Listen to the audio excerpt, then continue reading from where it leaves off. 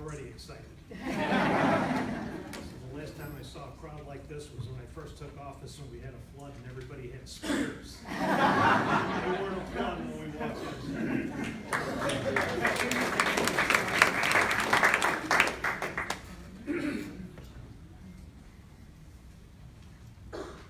I'd like to welcome everybody for coming to Carroll Stream to listen to our two congressmen, Raja Krishnamoorthi and Sean Casten. Thank you. I've listened to Sean when he was at Glenbar North, and I'm very impressed with what I have heard, and now he is our congressman, so that's a good thing. I'd like to start with the Pledge of Allegiance. If everyone would please stand.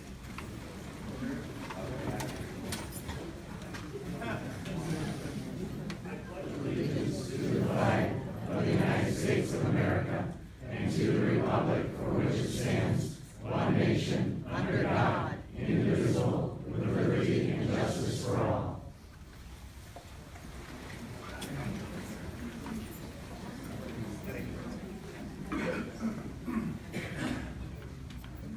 Equipment malfunction.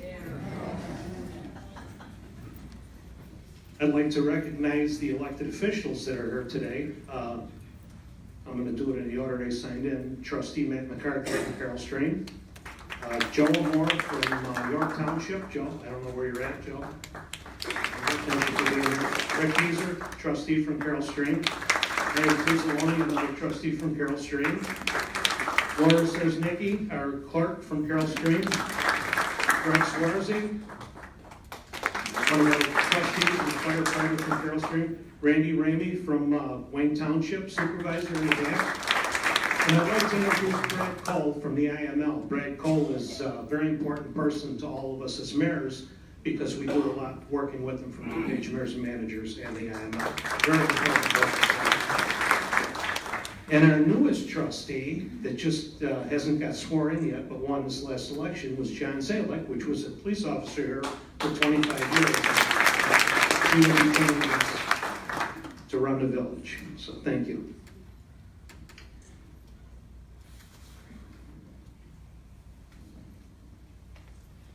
I'm never this organized in one of our meetings, trust me. So I'm going to read some procedures that we have to follow today. These town hall procedures. The audience members will question with questions or asked to line up.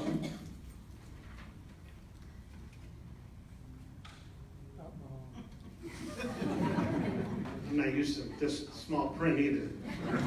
Okay, let's start over again. The audience members with questions are asked to line up along outside aisles where a staff member will be held. They'll hold the mic while you're talking and indicate when it's their turn to speak. So you'll be able to ask that question and then they'll hold the mic. You're only going to get one question, but there will be sheets to sign if you want to, and I'm sure that everybody will get back to you and give you whatever answers you need later.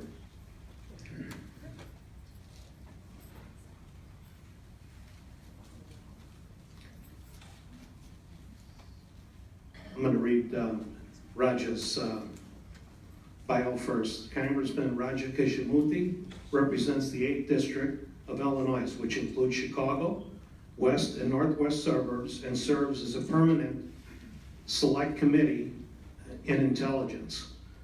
In addition, he serves on the Committee on Oversight Reform, including as chairman on the subcommittee on economic and consumer policy. Raja's policy platform focuses on growing and strengthening the middle class by supporting small business, making college more affordable, rebuilding our infrastructure, and protecting Social Security and Medicare. Raja was previously appointed by Illinois Attorney General Lisa Madigan as his Special Assistant Attorney General and served as Illinois Deputy Treasurer before becoming President of the Small Businesses in the Chicago area. Raja and his wife, Priya, a physician, live in Schaumburg with their 2 boys and 1 baby girl. Thank you for being here with us today.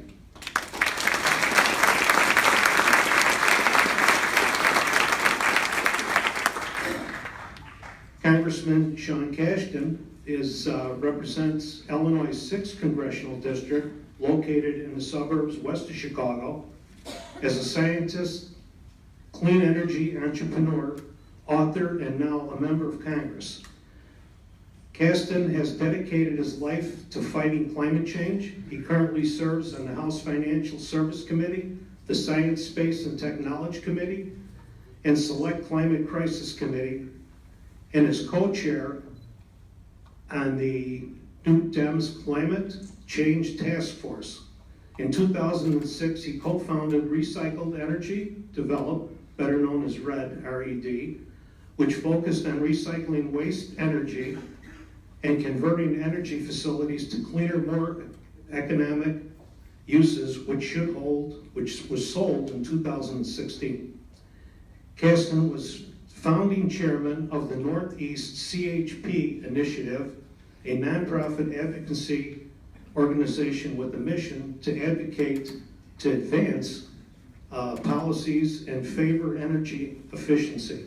Casten has authored a number of articles on clean energy technologies and the United States electric grid, as well as energy policy and regulation. Sean's wife is Cara, a marketing professional, and they live in Downers Grove with their 2 children, 2 daughters, who attended the local public schools, which is very rare, but that's very good. Thank you.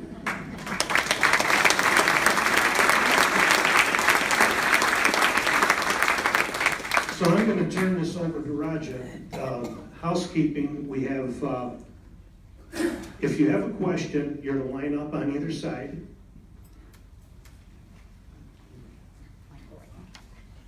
Okay, there we go. This side too, if everybody.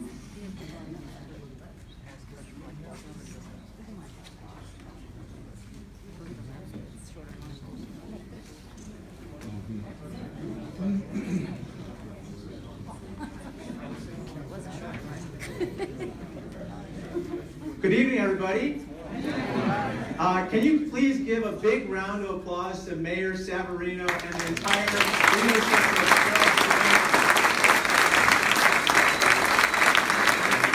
Thank you for your leadership, thank you for hosting us, and thank you for this beautiful facility. It was just completed around Thanksgiving, and it had that new building smell, doesn't it? Isn't it beautiful? And congratulations on building this facility. Gosh, on Sunday it was winter. Today it was spring. Are there any votes for summer tomorrow? I was a little concerned about what the weather would be today, but it's so beautiful today, and thank you for coming. And can you give a big round of applause to our newest member of Congress, Sean Casten.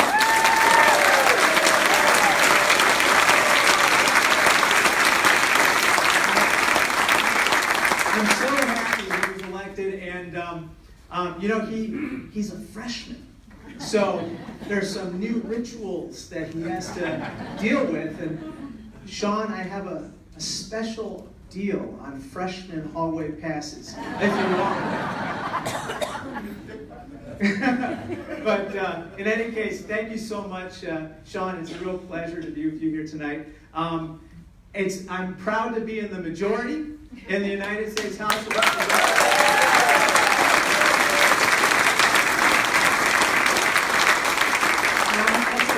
Some of our initial accomplishments. I'll start with H.R. 1. This, in my opinion, is essential for saving our democracy. It does a few things. One, on campaign finance reform, it rewards small dollar donations, and it ends Citizens United. And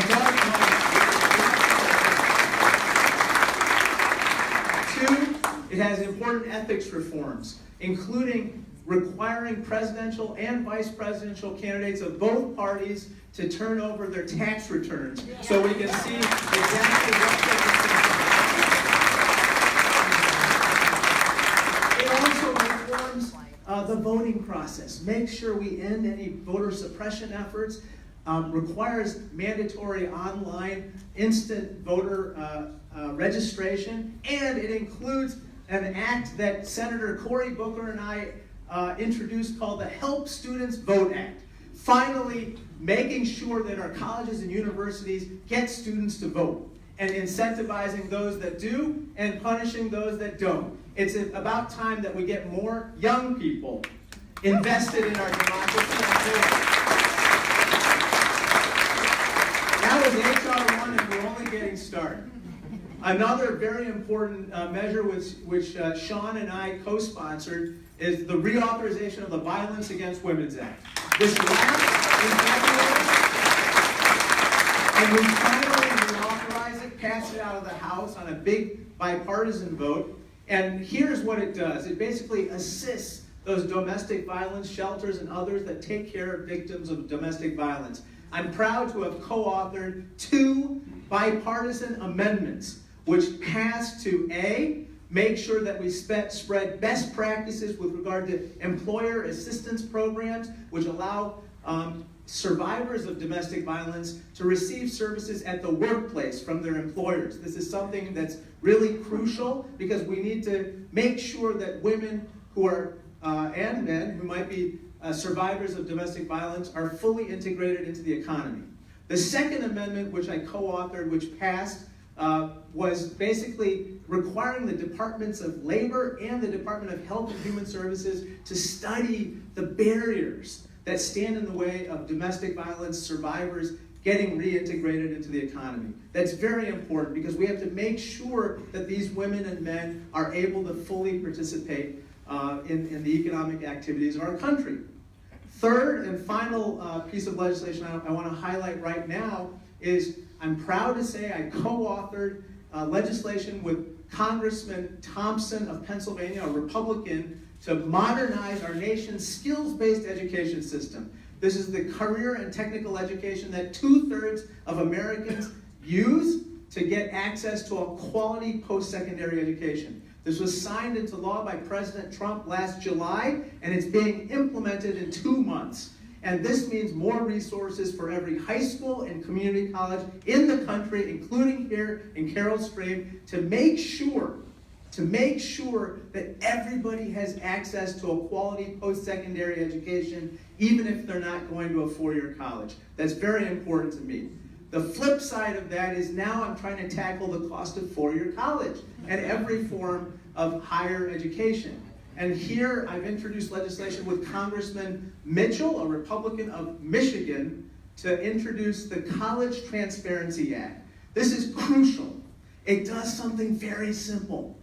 It brings transparency not only to the price of every major at every college, university, and community college, but also the student outcomes by major, by college.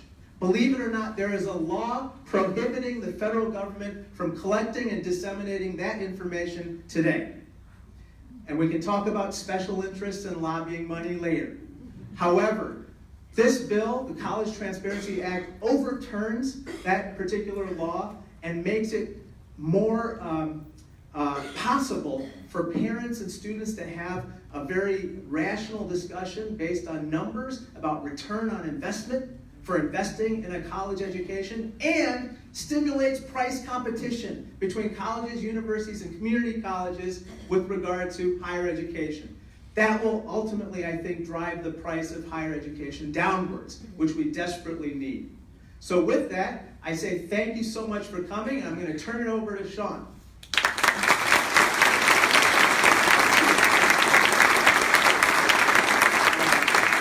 Thank you. Thank you, Raja. Thank you, Mayor, for hosting this. Thank you to all for coming and saying standing room only. This is, I was saying to the mayor at the start, this is, I think, my either 5th or 6th town hall since the election. And the best part of these events is getting to questions, because you probably came here, as evidenced by how quickly the lines filled out, not to hear us. But I do want to tee some stuff up, because there is I've become keenly aware of what all the KGO veterans know, or are you a senior now or junior? That there's a reality of what happens in Washington, and there's the story that's in the media, and there's this deadband that everybody tells me not to get angry about, but I do feel like we have some obligation to try to articulate those things. I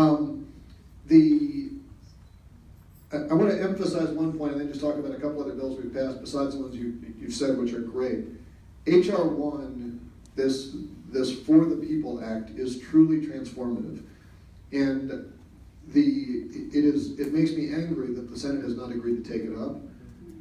And anything you all can do to put pressure on it would be helpful, because we have this issue right now that I am keenly aware of, having just been on your side of the dais here, that Congress has I think in the last election, as much as we talk about this was a wave election, there was a blue wave, 90% of incumbents got reelected.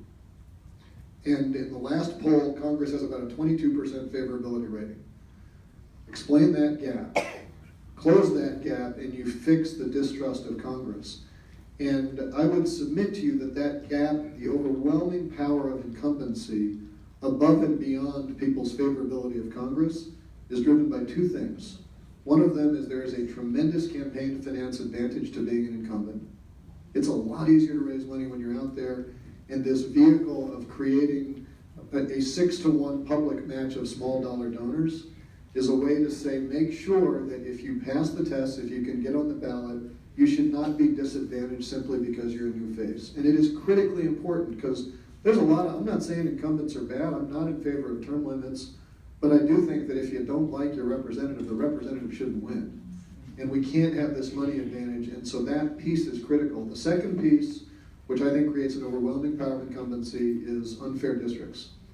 And HR 1, in addition to the good measures that Raja talked about, would create a national fair election process and provide fairly significant resources to the state. I think, and you'll correct me, I think it's $150,000 per congressional district to each state to create a fair mapping. So with the, 16 districts in Illinois?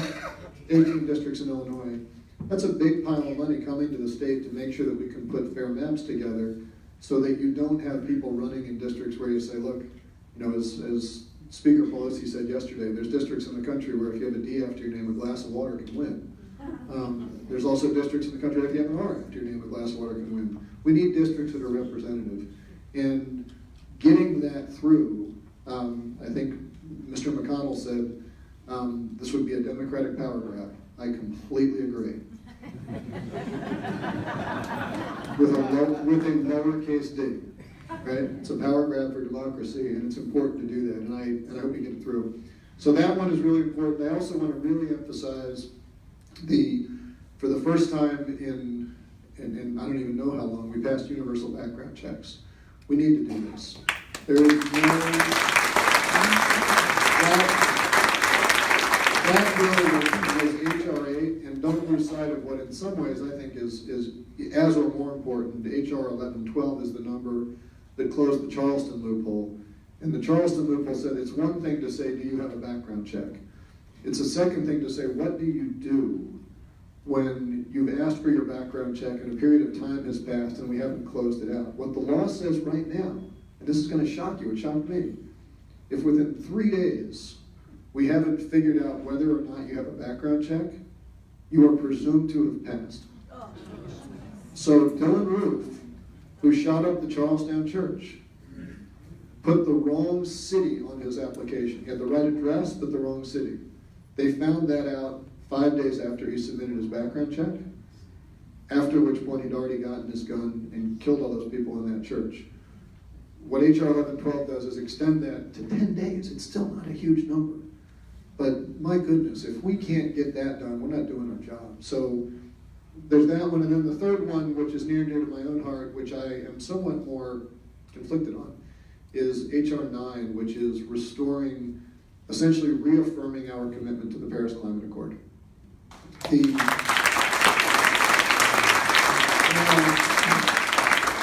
I am somewhat agnostic on that, because it is my view that we are not acting with anywhere near the urgency we have to address climate. And let me be clear, that is as true for moral reasons as it is for economic reasons. Because every single thing we do to burn less fossil fuel means you don't have to buy as much fossil fuel. This is an enormous economic opportunity for our country, but we are running out of time to act. And the Paris Climate Accord is a directionally appropriate first step. We should be ashamed that we pulled out. but at least it's a reaffirmation. And keep in mind that the Paris Climate Accord is an entirely voluntary bill. There isn't a single country, which by the way, every country in the world except us, has signed on to the Paris Climate Accord. Yemen was the last one to sign. Every single country that signed on is not contractually or legally bound to meet their obligation. When we pulled out of the Paris Climate Accord, what we basically said was you can't take us at our word. We didn't change anything about what we're doing. And so what HR 9 says is we reaffirm our commitment to this voluntary non-binding agreement, and we direct the executive branch agencies to explain how we're going to get there. That's a pretty small first step, but it's important, and I think we need to do a lot more, and I have a lot of thoughts on that, and hopefully in the questions we can talk about what I'll do if you vote for me as king instead of a lowly freshman representative. A couple of things that I've done in my first 100 days, independent of these larger bills that were, everything I just described was really in process before we got there, so I surfed the wave. The one that we have introduced and is now being reviewed by the Energy and Commerce Committee and will hopefully come to the floor soon is the Flat Prices Act that Senator Durbin led on the Senate side. Everybody in this last election was concerned about health care. Everybody in both parties has a pretty bipartisan commitment to the fact that pharmaceutical prices are too high. I come from a regulated utility world where the rule in the energy sector is you can choose. You can participate in competitive markets and set your price, or you can participate in regulated monopoly markets and the government sets your price. But you can't choose both. In the pharmaceutical industry, we essentially allow both to happen because you get a patent on your drug and then you also get to set the price. And so what the Flat Prices Act does that we've introduced that will hopefully come through and seems to have some good bipartisan support initially is it essentially says, if you introduce a drug, your drug comes out, you sell it to market, you price it wherever you want, terrific. If you then raise the price, your patent life is shortened pro rata with how much you raise the price. So the idea is just to keep people honest. And I think it's good policy, and I think there's a lot of things on the healthcare side that are hard to do with divided government, but there's a lot of consensus around pharmaceuticals. So there's that one. My second one, which I was much prouder of initially because after I got this passed, I'm on the Financial Services Committee, I got this bill passed out of committee and is coming to the floor soon, and I was told that I was the first freshman to pass a bill out of committee. And I was pretty sad. However, I subsequently found out that Donna Shalala beat me by like a week. So I'm now going to caveat that to say I'm the first freshman who has not previously served as the Secretary of Health and Human Services who passed it out of committee. What that bill does is says that this was supported by the AARP, a huge number of folks in the financial industry, the certified financial planners endorsed this bill. It basically says that if you are a retail investor, you have a 401k, you have some wealth you want to move into a life insurance annuity, and the individual who is recommending to you how you should reinvest your income has a conflict of interest because they are compensated as a broker, or as one of our witnesses said, if your job title requires you to be a salesman and you call yourself an investment advisor, you should rethink your job.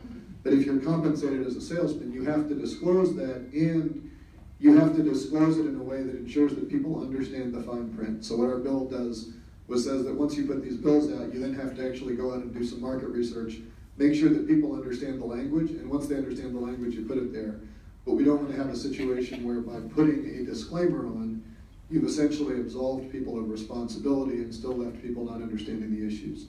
So we got that one through committee in a fairly contentious markup, but we'll hopefully be coming to the floor shortly after the break. And it's it's in the grand scheme of things, it's a smaller bill, but it's kind of neat that you can get to Washington in 100 days, have a roll and get something like that done. So I think those are the big points, and I think with that, as I said at the start, let's open up to questions and whatever format our illustrious moderator chooses to use.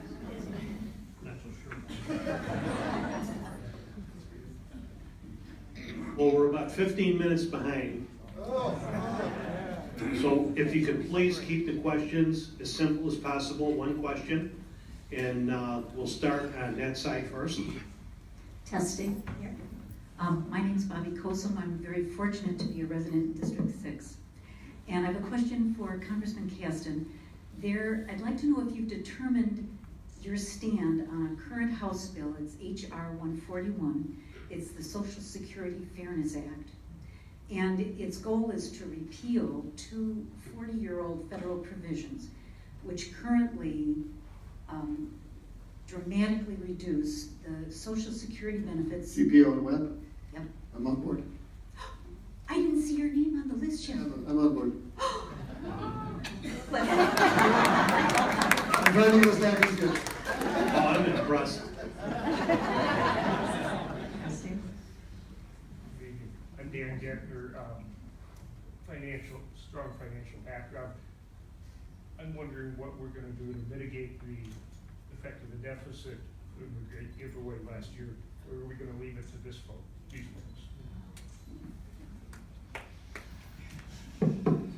Should I take that? Okay.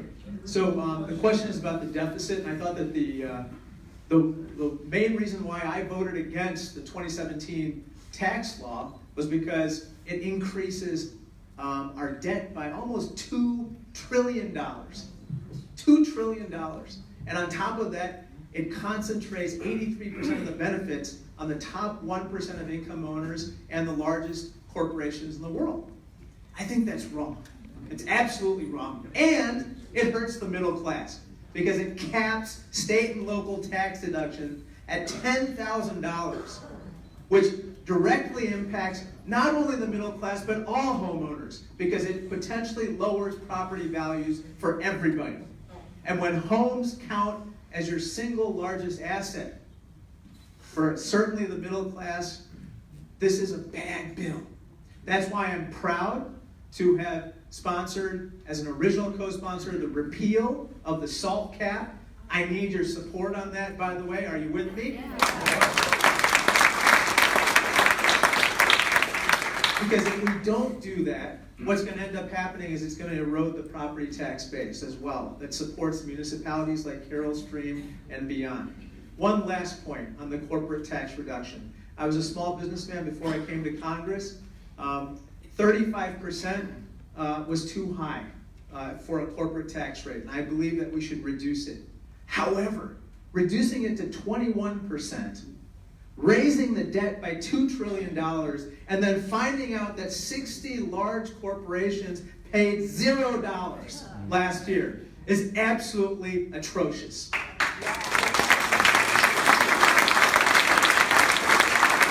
What point is there in reducing the tax rate to 21% and then a number of corporations, including one whose name I shall not mention, but it rhymes with Schmamazon, earned $10 billion in profits and $0 in taxes. That's not right. And so we have to do something about it.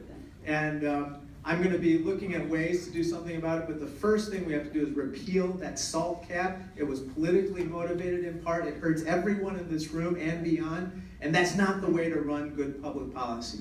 Thank you.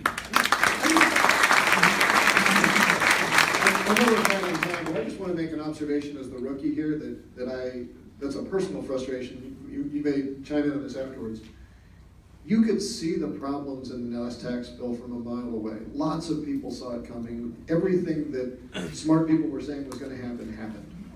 And when I sat down with Mr. Neal, who's the head of the Ways and Means Committee afterwards, and I said, okay, we got piles of deficits. We added $1 trillion in borrowing last year.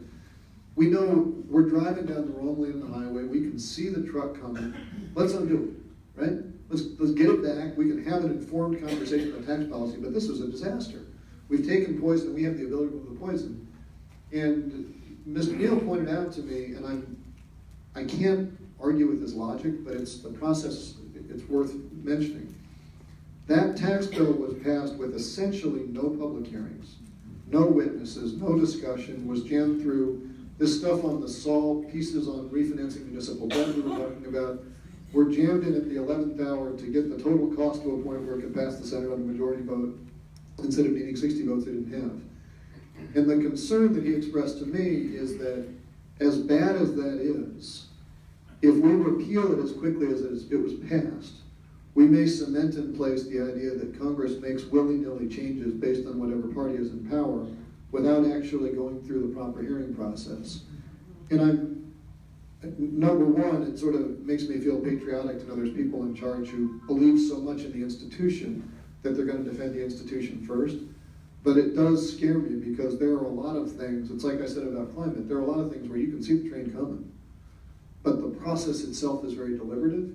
And so personally, I find it frustrating that it's going to take longer to fix than it should in an ideal world. But while we're taking time to fix it, we're going to keep racking up costs that are going to be on future generations to pay back. Next question. Hi, I'm Jeff Cooper of Glen Ellen. I've spent most of February and March waiting in vain for an answer on this question from your staff. I've spoken to them many times. Are you going to say anything at all about your fellow Congressman, Ilhan Omar, who has insulted pretty much every one of your constituents with her many anti-American and anti-Semitic comments? Your self-proclaimed independent voice, which I got in all your advertisements to me, has been impotently silent. Thank you.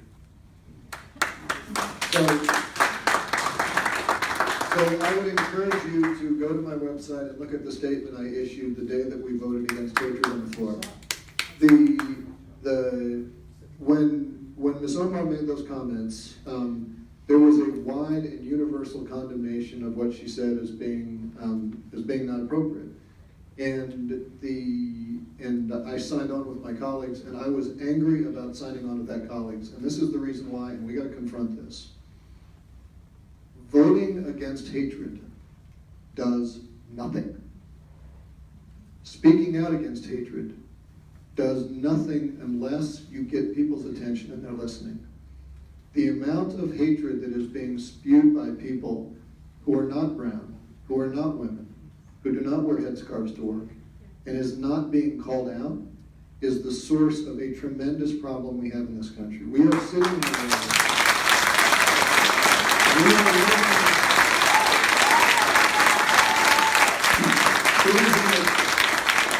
there's a 226% increase in hate crimes in counties the week after Trump holds a rally.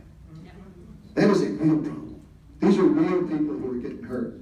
The president is now creating a situation where your tax dollars are going to provide additional Secret Service details for Congresswoman Omar because he doesn't have the maturity to actually act like an adult.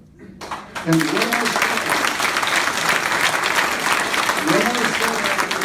I said after that vote was I went to the floor and I said, I'm going to vote present on this bill, not because I don't condemn hatred, but because if we are not having this conversation with this language right now, we are all in both parties going to pretend that maybe we can stop talking about this and maybe we can move on. And if we don't talk about the elephant in the room, we're not going to do anything about it. In the meantime, real people's lives are at jeopardy. So this is, yes, I think Ms. Omar said some things that I think are regrettable. She said some things that are hopefully rookie mistakes. She has been called out by her colleagues. But it is not the biggest problem with hate speech in Washington right now. And if we don't address that deeper issue, it's a big problem.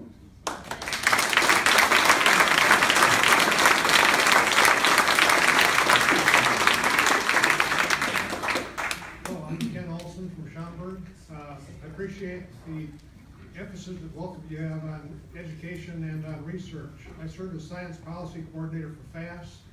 One of the major concerns that I have is USDA's proposed reorganization that would move the Economic Research Service from the Research Education Economics mission area to be under the Office of the Chief Scientist, which is a political position.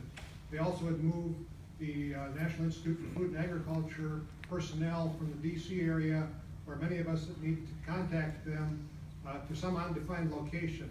They've done this with no background, no economic analysis, no benefits, and the FY19 budget did instruct USDA to come forward with rationale for doing it, but it's not been done. So, Congressman Raja, I would encourage the Oversight Committee in particular to work on this. Congressman Casten also to push for that through the appropriations and other appropriate means. I'm just shocked that they did this.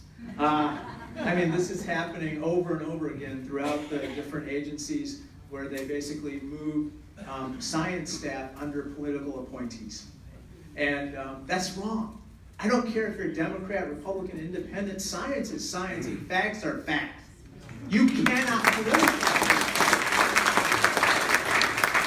And, you know, I went to the March for Science recently, and one of my favorite posters was in the back, and it said, "The oceans are rising, and so are we."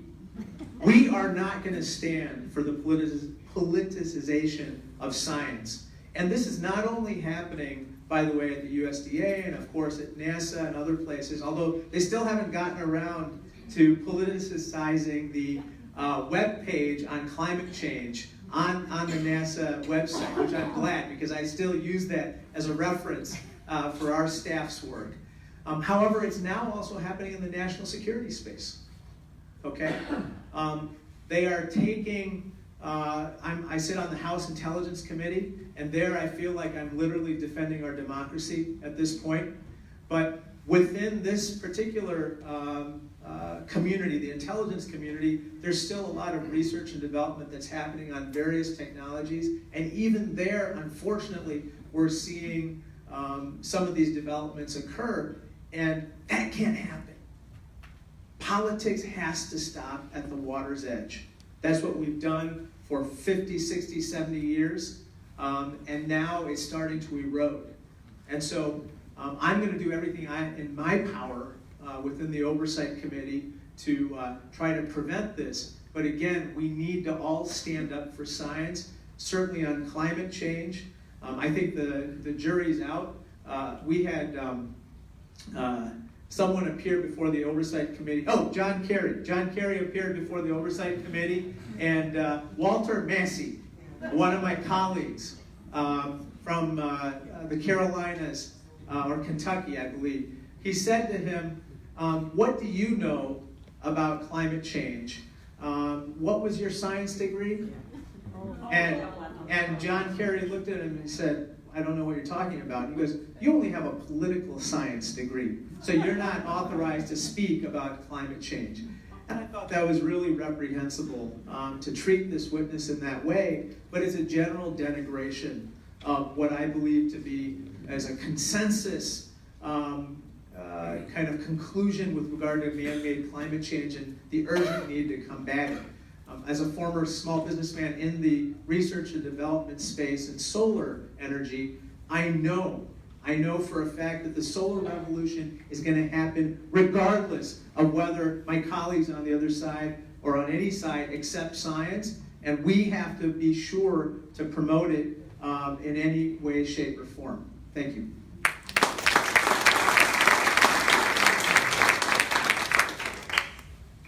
Good evening, I'm Joel Morey. I'm a precinct committeeman from Villa Park.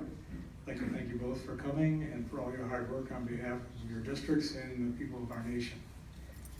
You mentioned, Sean, about the people who would vote for a glass of water. In 2016, a lot of Republican districts voted for an empty glass. And we can turn that around in 2020. We appreciate all your hard work, and we'd like to build on that hard work in 2020 by turning control of the Senate and the executive branch over to the Democrats. Would you both commit to going back to your committee chairs and congressional leadership and ask them to bring the full weight immediately and aggressively of their Article I powers against this administration? We are doing that every day. And Raja's briefed on more than I am, and I can just tell you what I did, which is not subject to all the classification of the Intelligence Committee. In the last 100 days, I've concluded that what happened in the last election is worse than I thought.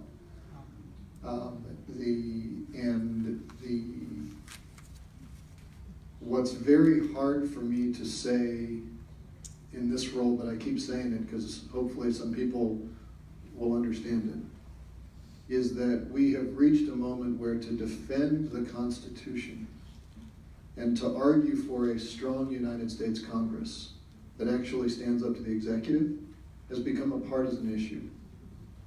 And that is the constitutional crisis we're in, not Trump. The constitutional crisis, our founders contemplated someone like the president. That's why we have an emoluments clause. That's why we have these checks and balances. Our founders did not contemplate that it would be partisan to ask for a job in an organization and then not work to make that organization as strong as possible. I don't work for the president. I don't work for the Supreme Court. I work for Congress. I want to hoard power for myself. I want to do everything we can. And to say that has become partisan, and I don't, and not because, I'm not saying partisan in the sense that Republicans disagree with me.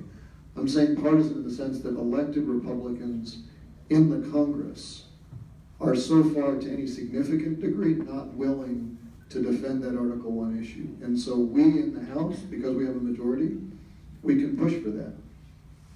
We're not getting support in the Senate. You know, when we have Mitt Romney, he was my governor in Massachusetts, I thought he was a decent guy. When he comes out and says asking for the president's tax returns is a bridge too far, it's pretty clear. It says right there that the Ways and Means Committee can ask for anybody's tax returns. That's not a bridge too far, that's what the law says. And we need that support on the other side of the aisle. We're working as hard as we can, and Raj, I'd ask with your experience what more we've got there, because I am feeling like there's not as many tools as I'd like to have. I think that Sean is correct. You know, ultimately, as a U.S. Congressman, I work for you. I work for you. You are my boss. And I have to be your voice in Congress, and I have to serve as a check and balance on the president. I believe right now we are testing a very simple proposition, which is this. I believe that no man or woman is above the law, not even the President of the United States of America.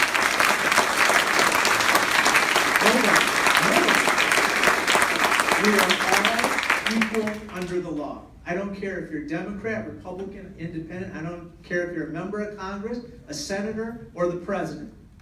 And so that is what we have to do in the House and the Senate, which is make sure our laws are followed and that partisanship does not enter into a decision about whether or not those laws were violated.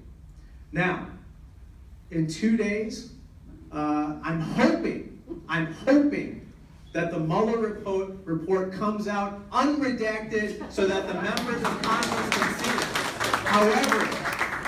However, I don't think that's going to happen.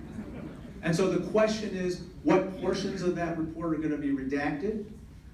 What portions of the report contain information that I believe that we, especially on the Intelligence Committee, have to look at to defend our country from a counterintelligence standpoint? And then what can we do to prevent the Russians or any adversary from meddling in our democracy ever again? This is not Democrat, this is America. This is an American imperative. So that is what I'm focused on like a laser. I think we're going to be pulling an all-nighter, reading that thing on Thursday, and I hope to have more for you after that. But I hope all of you as citizens read that as well. It's that important. Thank you.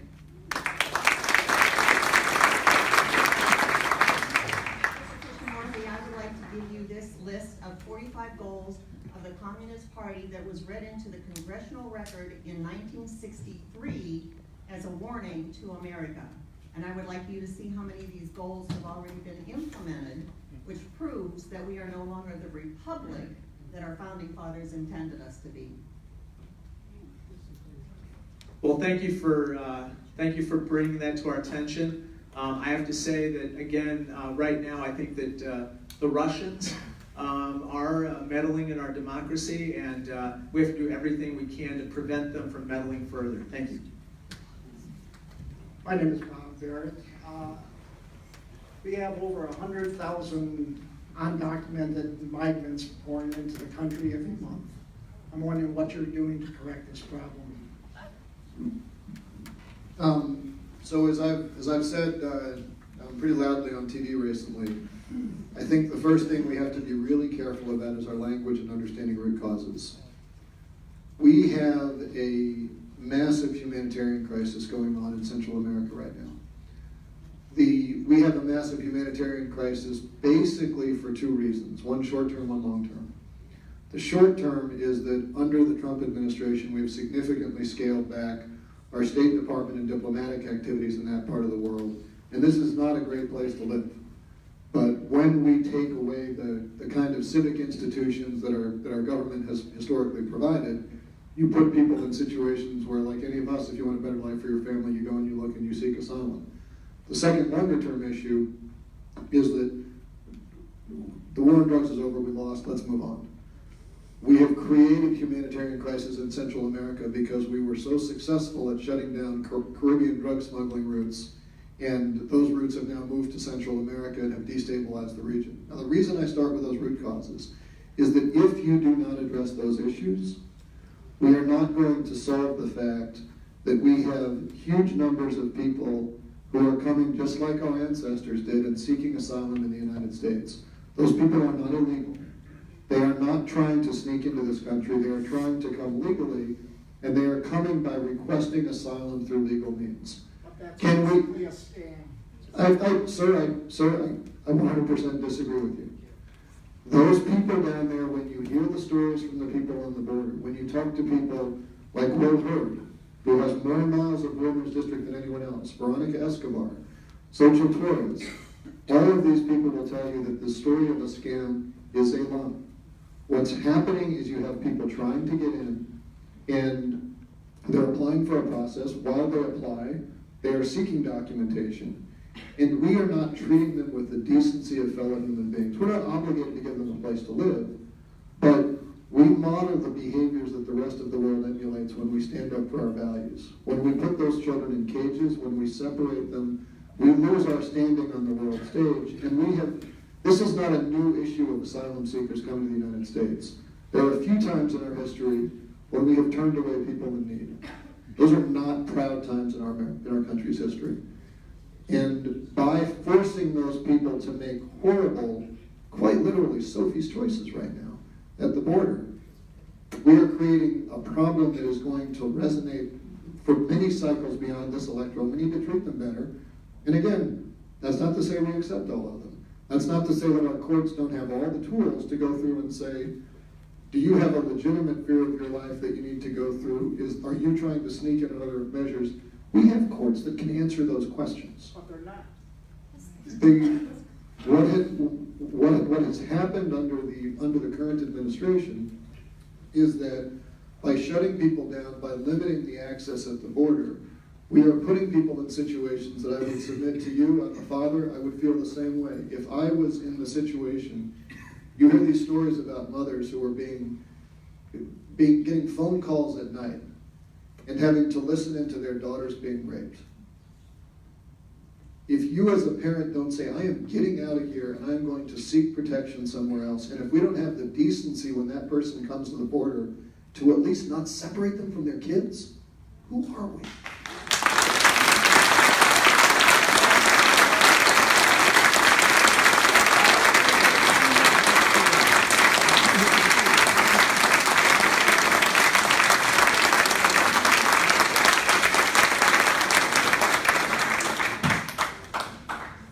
I'd like to address that for one moment. So I'm an immigrant myself.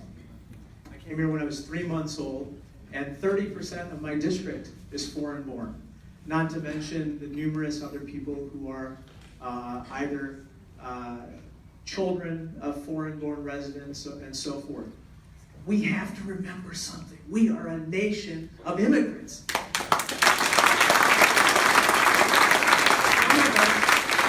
Some of us are newer arrivals than others, but we have to remember that although we came here on different ships, we are all in the same boat now.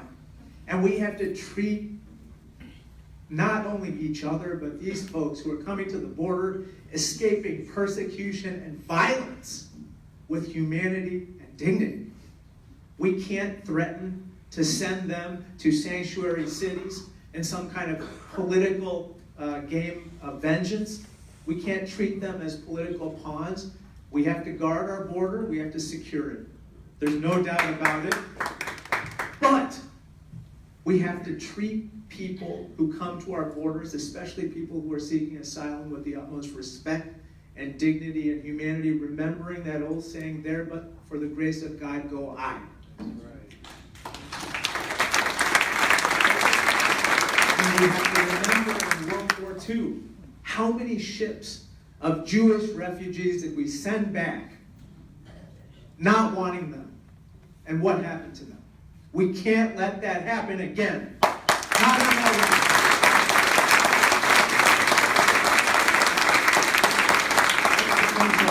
We need to speed this up because, and I know there's really tough questions, and I know they really want to answer them, but we only got like 15 or 20 minutes the most to take more questions.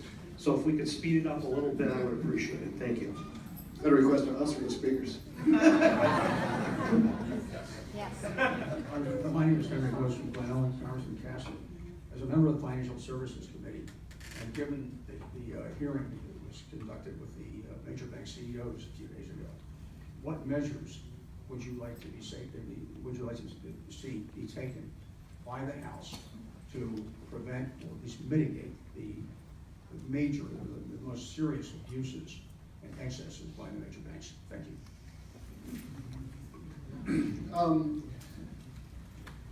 So I wish I could say that I've learned a ton at that hearing. There's a bit of showboating, and you get the CEOs in. There is some real discomfort that I think the CEOs really did a terrible job of addressing around wealth inequity. You know, for those of you who saw the question where, you know, Mr. Diamond, you know, couldn't quite explain how you could live on the income of one of his employees, but encouraged him that maybe if they work hard, they can have his job. That was a little tone deaf.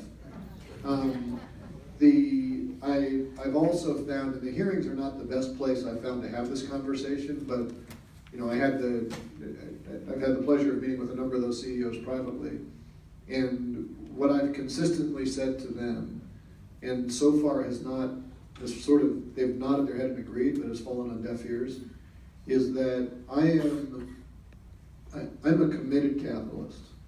I think markets and incentives are great ways to solve problems, but I am not of the opinion that profit-seeking behavior is innately moral. I'm also not of the opinion that profit-seeking behavior is innately immoral. Profit-seeking behavior is innately profit-seeking behavior. And we have an obligation as a government to use the amazing power of markets and ensure that the profit incentive is aligned with social outcomes. There are some in our party who would rather see mandates. There are some in the other party who sometimes confuse being pro-market with being pro-business. Those are not always the same thing.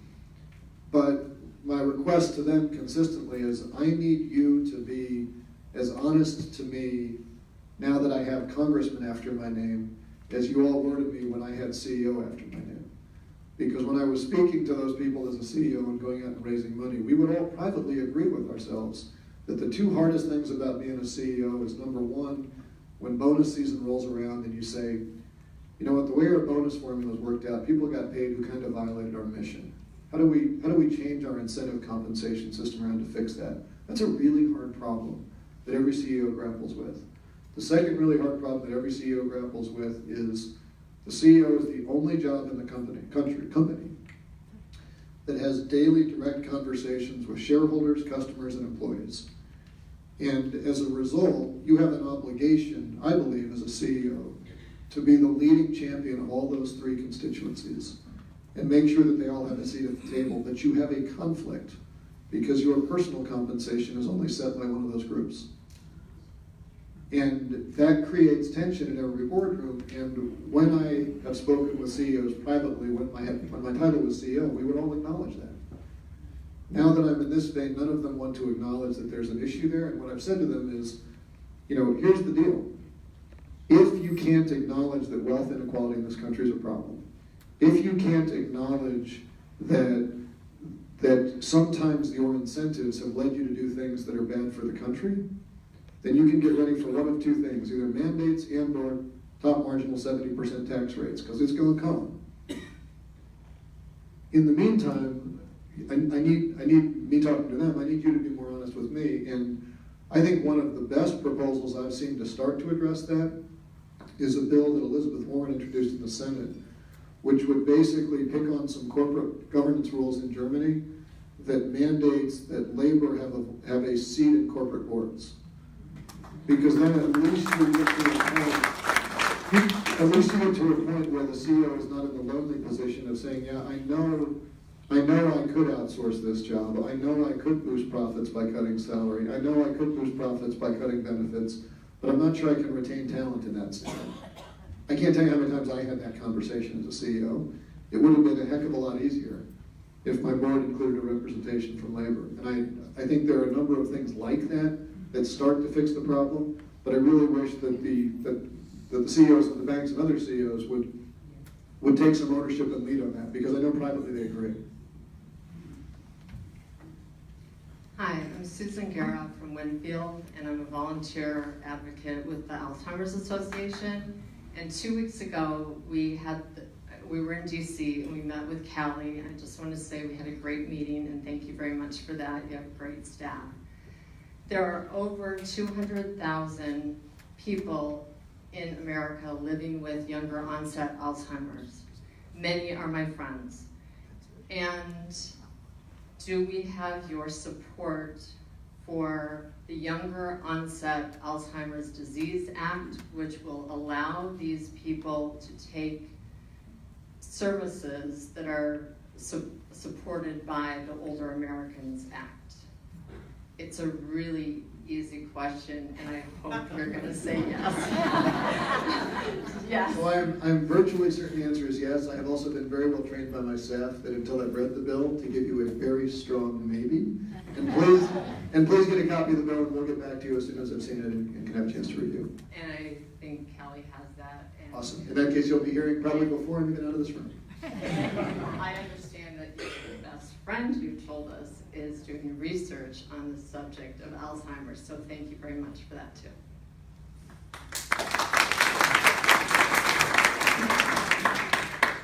My name is Annette Freund. I live in Oak Brook Terrace in the 6th District. There is a bill currently in the House, and I believe 2 bills in the Senate proposing to replace the Electoral College with direct popular voting for president and vice president, and I'd like to know what your opinions are on that. Sean, she's your constituent. Do you want to So I've had a number of conversations with Jamie Raskin, who's a constitutional law professor, and he's usually my go-to on these questions where you're changing the Constitution. I don't know mechanically how to solve that. There's a number of states that have signed on to this compact that once you get to a critical number of states, they will give their votes to the popular vote winner, and so we may fix this at a state level sooner. I guess I'd make 2 observations to you that directionally I agree with you. I just don't know how to do this. The first is, if you don't like the Electoral College, you're going to hate the Senate, right? And related to that, there's a basic math problem that we're dealing with right now that we don't have a good answer to. We increasingly are not, red states and blue states, Republican, Democrat. We're rural and urban, and that's really where the divide is coming out. And as we steadily urbanize, this has been the trend, and we abandon these old towns that used to be more well-populated, we are disproportionately advantaging rural communities with their weight in Congress, both because of the Senate and the Electoral College. And the interesting data point proof on that, we just had did you go to the Norm Weinstein thing last week? It's fascinating. We had this modernization of Congress. He was pointing out that when Gore won the popular vote by 500,000 and lost the Electoral College, fast forward, Hillary won by 3 million and lost the Electoral College by a similar order of magnitude. And what he was pointing out was that the demographic trends in the country are going to make that steadily, that's going to keep increasing with the number of votes that you can win the popular vote by and lose the Electoral College. And so we're going to have an increasingly non-representative democracy on current demographic trends unless we fix that. But because of the way the split is happening, it is a deeply partisan issue to fix it, right? And so the question is, how do we get it done in a way that the practical effect would probably be to decimate the Republican Party as we know it. Yay. Well, I'm a proud Democrat, like, fine, but we're never gonna get it done if that's the reality of it, right? So how do we go there? And I'd frankly love to take notes from your answers on this, I can tell you. I don't know where I stand on this. I haven't seen the bills, but obviously it would amend the Constitution or it would start the process. My concern is we should not necessarily adopt this type of approach merely for political purposes. What do I mean by that? I don't want to be in a position where we would be less responsive to the needs of rural Americans or Republicans or anyone else, because I was sworn to uphold the Constitution, to protect all people in my district and all Americans, regardless of what their party allegiance is or whoever they are. Thank you. And I cannot diverge from that oath. So even if I look at this bill, I have to look at it as an American. What is best for America, not what is best for my party. And that is, I think, the North Star for looking at every single piece of legislation that may amend the Constitution.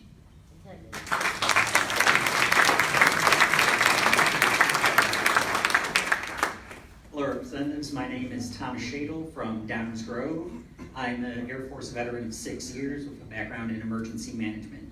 This past year, we saw roughly 10% of our F-22 fleet taken out by a hurricane. My brother-in-law's base out at Offutt was currently about half underwater last month.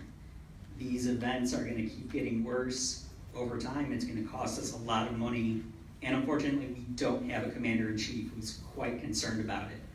What efforts can Congress take to make sure that our military is prepared to continue defending our country as the climate worsens over the years to come? Sean's looking at me. So this is where I was talking about with regard to the previous question about science, right? And how is it affecting the different agencies and departments of our government? It affects our defense. Yes. You know, the Secretary of Defense, Jim Mattis, as well as every leader of the intelligence community, I'm talking about people like Dan Coates, the former Republican senator from Indiana, who's now the Director of National Intelligence, identified climate change as a national security threat. And the president then went on Twitter and attacked Dan Coates. And he attacked Christopher Wray. And he attacked the director of the CIA. And he said they don't know what they're talking about. But we know what they're talking about, and we see it every single day with regard to all the issues that Sean talked about and I talked about earlier, but we're now seeing it in the national security space. Our generals, our military leaders know that man-made climate change is for real. It's just a question of whether we're going to deal with it or not. Because this is a great example. I'll just talk to you about an off-the-floor conversation I had with a member of the Florida delegation. And he's a Republican, he's a friend of mine. He said to me, look, I'm seeing the water lap up onto the shores of my towns in my district where it had never happened in the past. We're seeing whole towns that could be, at least their piers could be submerged. Norfolk Naval Base in Virginia, which is one of our largest naval bases, is seeing slowly the water's edge getting closer and closer to places that they had never seen before. And they are pleading with the government to do something about climate change now. So this is no longer some kind of scientific issue or something in the abstract. It's very real.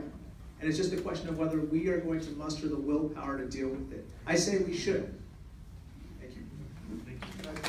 Just very quickly, Tom, I didn't mean to duck the question as much as I was feeling guilty that I monopolized the last one, but there's one set of issues of what can we do to lower CO2. We got a ton of opportunities there. We should embrace and run at full speed. There's a separate set of issues that are much harder, of a certain amount of changes baked into the system.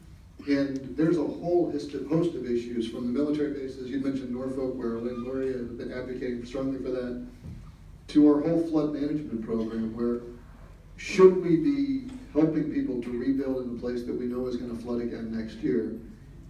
And from a clinical sort of purely math perspective, no. From a human perspective, what does that mean, right?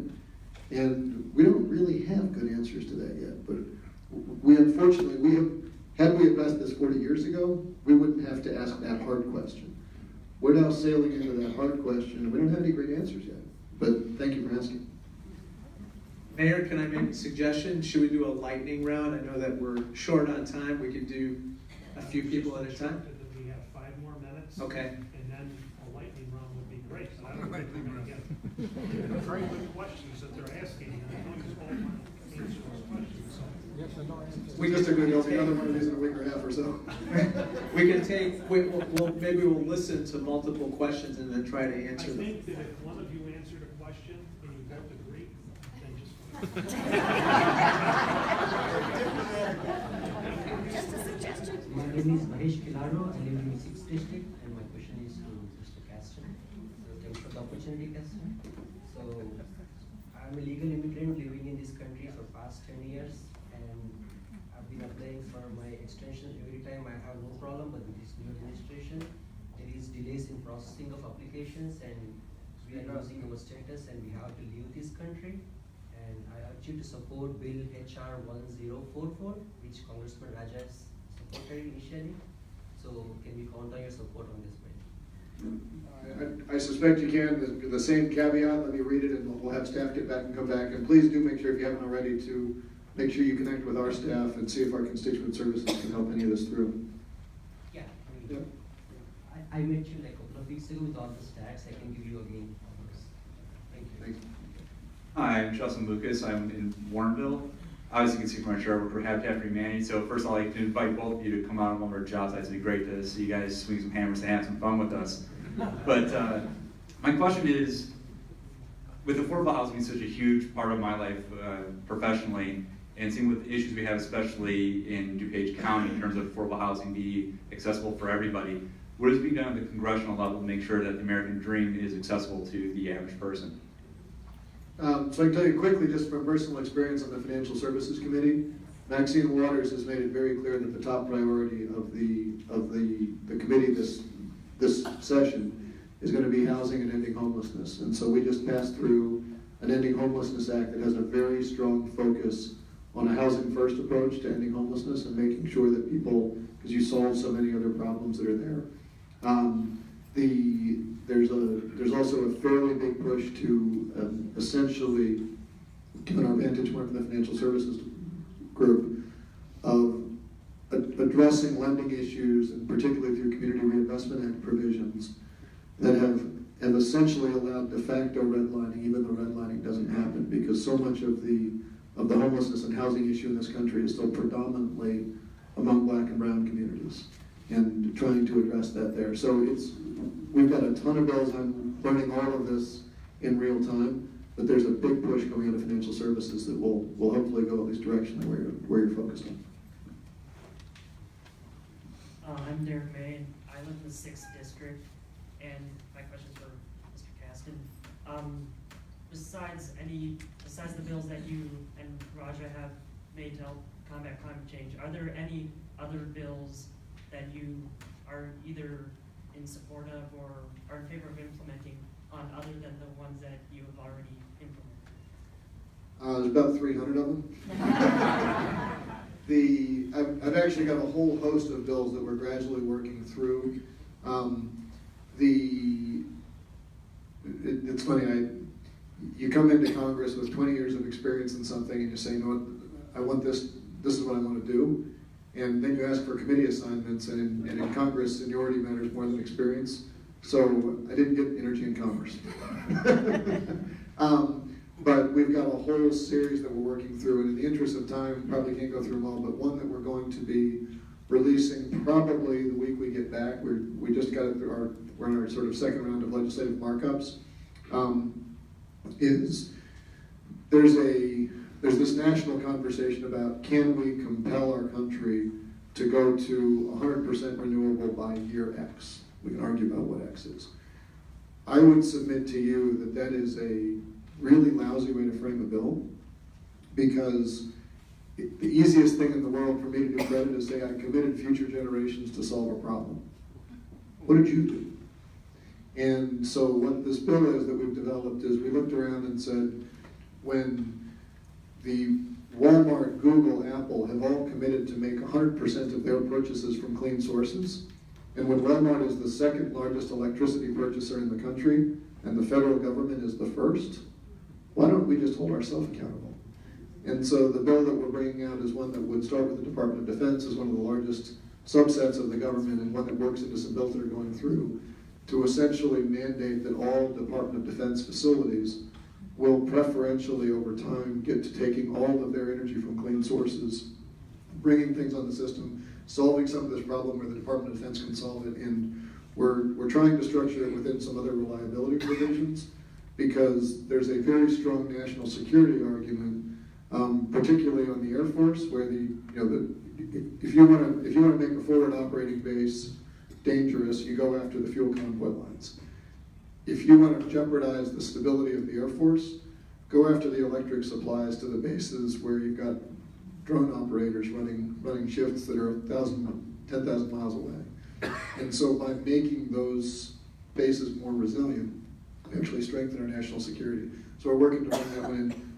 Like I said, there's 299 more behind that one, but that's the next one that we're working on to bring through. Can I just mention one thing? I have a bipartisan measure with Congressman Ralph Norman of South Carolina. He and I started the bipartisan solar caucus.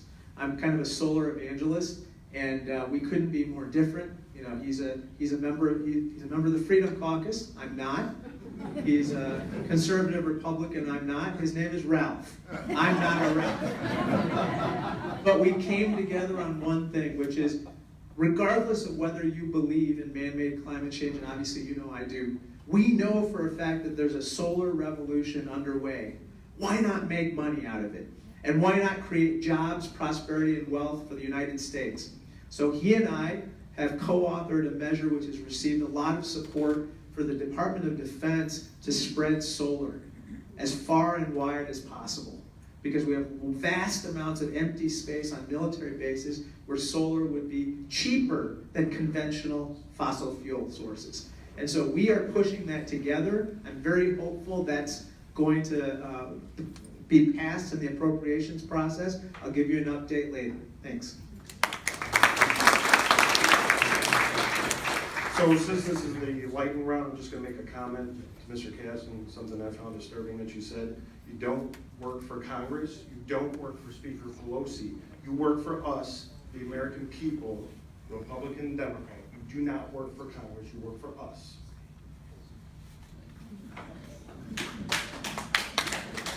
Hi, I'm Krishnamoorthi from Elgin, and I'm in District 6. I actually have something I want to talk to both of you about, and I want to start out with 18% of our economy's GDP is the healthcare industry, and that's rising.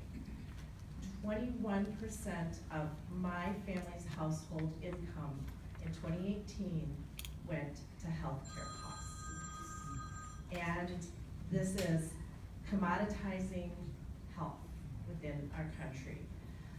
The transparency in costs of healthcare need to go beyond just pharmaceuticals. People of all ages are uninsured or underinsured. I guess that would include my family if I'm paying 21% of our income for really health insurance that only one of us, actually none of us, were able to use. 60% bankruptcies in this country include healthcare debt as one of their causes. Over 2,800 there's over 2,800 healthcare industry or health industry lobbyists talking to you guys and to there's more than 4 lobbyists for every member of Congress.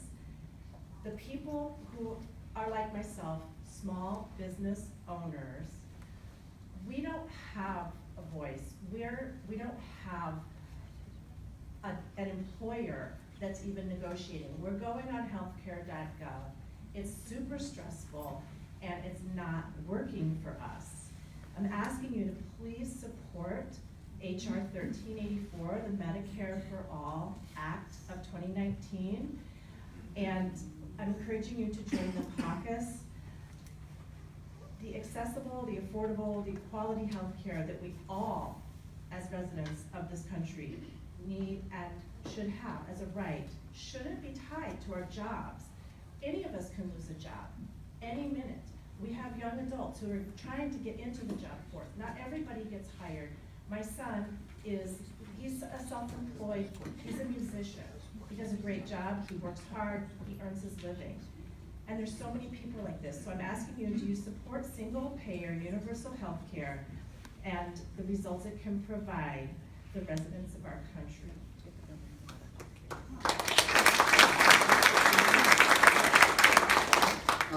So number one, I'm heartbroken because and unfortunately your story is far too common. I absolutely 100% support universal health care, without exception. The separate question is how many payers are there in the system? Because I also believe pretty firmly that with competitive discipline, you get good outcomes.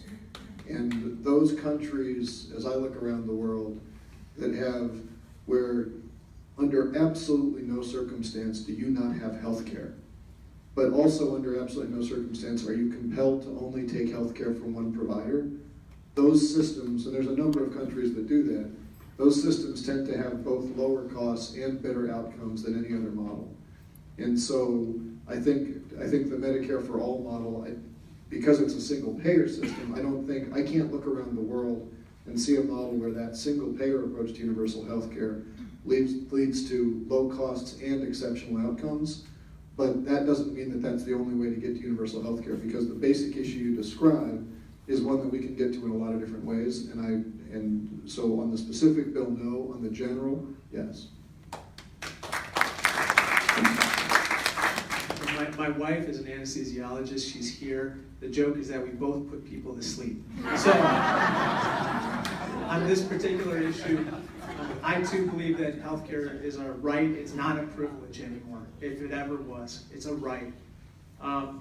This is what I'm hearing from my constituents on this bill. When you ask people, are you for Medicare for all? A majority of people say yes. When you tell them that Medicare for all, as this bill is designed, would lead to you losing your private health insurance, the support drops precipitously. It drops dramatically. And the reason is this, because 75% of those with private health insurance actually like their private health insurance. And within this bill, there's no details about how you would transition from your personal private health insurance to a single payer system. I've read the bill. I've actually read every page and every word of this bill. And so a lot of people are just scratching their heads. What does that mean for me? And without more details, without an estimate of the increase in taxes, which a lot of people are also concerned about, a lot of people are just thinking, we gotta first make our system now better. And so I'm focused like a laser, especially now, on protecting the Affordable Care Act.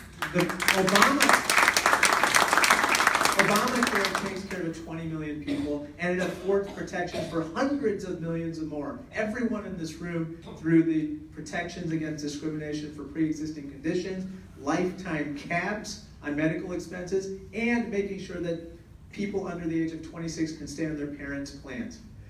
The Trump administration, in a lawsuit called Texas versus United States, has actually asked the court to render the entire Affordable Care Act unconstitutional. That means repeal it without any replacement. Zero replacement. That is completely unacceptable. That would sow chaos in the system. It would send all of our healthcare costs through the roof, and it would take away those protections that all of us in this room enjoy today, and I dare say the vast majority of Democrats, Republicans, and independents support. So that's my first and one of my biggest obligations right now, which is to keep Obamacare in place and slowly increase coverage through Medicare early buy-in for people between the ages of 50 and 64. I'm an original co-sponsor. Through offering the public option on the markets through Medicaid. I'm an original co-sponsor of that. And of course, to reduce prescription drug prices by allowing the federal government to finally negotiate with pharmaceutical companies to reduce prescription drug prices, which is not allowed today. That's absolutely unacceptable. So those are the measures that we have to take right now. They're urgent, and we need to make sure that the Affordable Care Act stays in place. Thank you.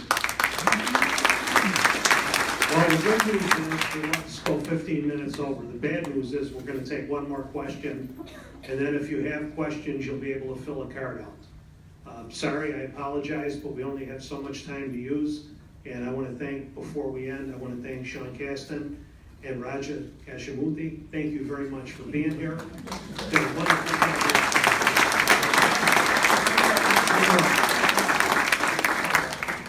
Sean, Raja, one day I stayed awake in my political science class, and I learned a word or a phrase called crowding out.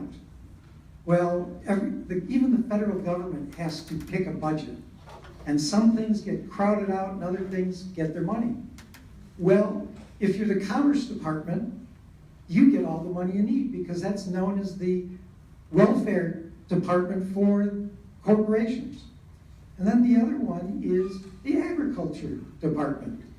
And they just got a bonus deal of $12 billion because the president doesn't know how to trade. But, folks, be careful because that money has crowded out your desire for more education, and it's crowded out your ability to get a better health system. Would you two work to get those two better than the gift departments? Yes. We